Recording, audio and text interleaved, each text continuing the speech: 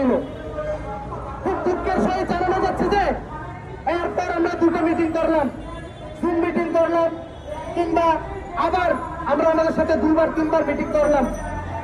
অনেক প্রতিনিধি ছিল। দুঃখের সহিত জানানো যাচ্ছে যে ওনাদের কাজের তড়িঘড়ি আমাদের পছন্দ হলো না।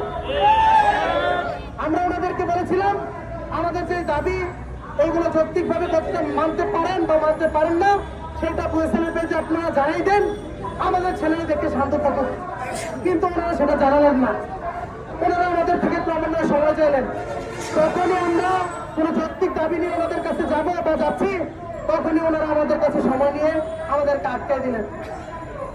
29 তারিখ সারা বাংলার ইপিএস কর্মীরা যখন একযোগ হয়ে 29 তারিখ নির্ধারণ করে ঢাকামুখী তাদের শান্তিপূর্ণ মানববন্ধন কর্মসূচি ব্যক্ত করেছেন, তখন বুয়েসেল টনক পড়ল। ইনস্ট্যান্ট ওনারা আমাদের একটা বিবৃতি দিয়ে দিল। ভাই আপনারা এই বিবৃতি যখন 28 তারিখ রাত্রে দিতে পারলেন, আমাদের সাথে যখন বসেছেন সেই কথাগুলো কেন আপনারা বুয়েসেলে উপস্থাপন করেন নাই? আমাদের যৌক্তিক দাবিগুলো আমরা যে বসেছি, আমরা যে আপনাদের কাছে এসেছি, সেগুলো কেন আপনারা উপস্থাপন করলেন না? আপনারা ক্রমান্বয়ে আমাদেরকে পিছু হটানোর জন্য এই ব্যাপারগুলো আপনারা ক্রমান্বয়ে করে যাচ্ছেন, সময় নিচ্ছেন।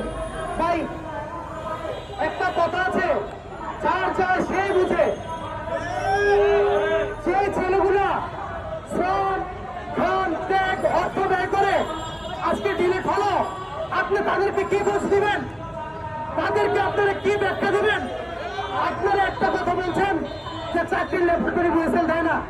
ভাই চাকরির নিশ্চয়তা যদি না দেন, তাহলে আপনারা যখন সার্কুলার দেন তখন বলেন যে আগে আসলে আগে পাবেন। কিছুর ক্ষেত্রে কেন এটা হবে না?